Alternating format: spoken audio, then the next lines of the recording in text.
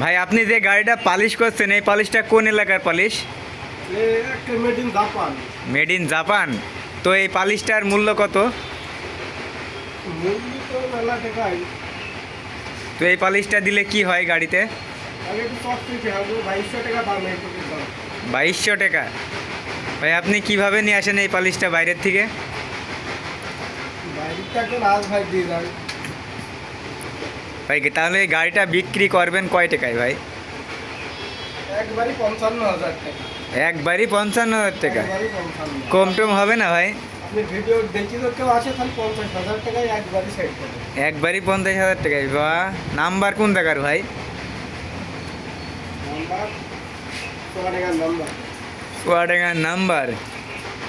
গাড়িটা দেখছেন খুব সুন্দর আছে, কিন্তু গাড়িটার একটাই সমস্যা, গাড়িটা ধুমো মারে অতিরিক্ত।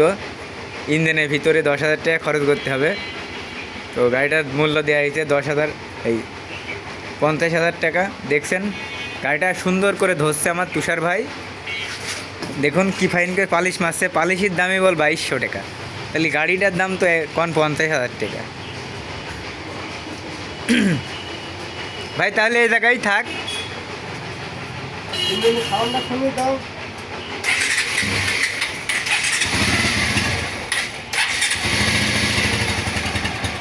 দেখছেন ইঞ্জিনের সাউন্ডটা কি সুন্দর মিষ্টি, ঠক ঠক ঠক ঠক ঠক ঠক ঠক ঠক করছে।